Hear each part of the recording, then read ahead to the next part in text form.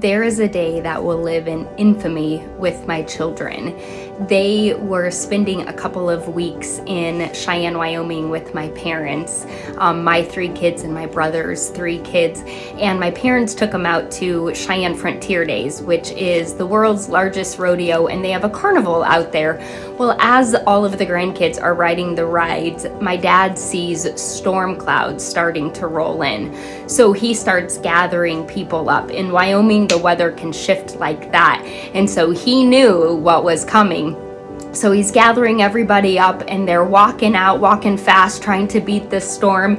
And my daughter, Avriana, and my niece, Brooklyn, they came across a booth that the Marines had where you could do a pull-up contest.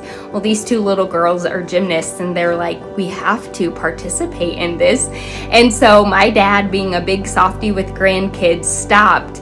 And sure enough, while those girls weren't doing pull-ups, it started to hail.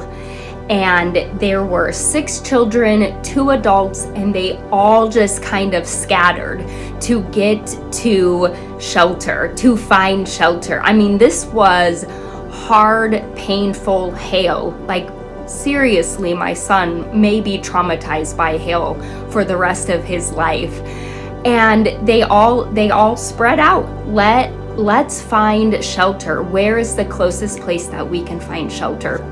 So that brings us to the Bible and what it says about where we would take shelter as Christians. Psalm 91:4 says, "He will cover you with his wings, and under his wings you will find refuge.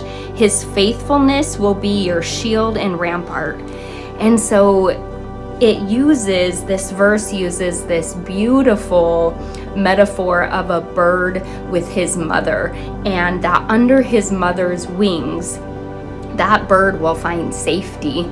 And for us as Christians, there is no other place for us to look for refuge, to look for shelter than God. And what that looks like in the life of a Christian would mean coming to him in prayer. We are seeking shelter. We are seeking refuge. So we're going to start with prayer. Prayer, that means we are battling for something. We're going to look to his word. We're going to open up the Bible, and we are going to see where in there we can find the shelter that God promises.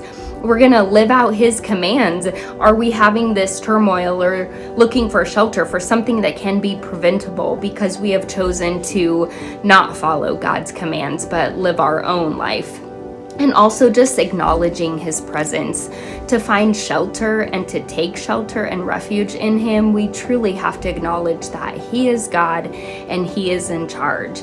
Whatever God promises, he does. That is a shield for us. His character of faithfulness is a guarantee of our safety, so that no matter what may happen to us on earth, we have a safe, eternal home with God in eternity. That is some good news. Love you, ACF.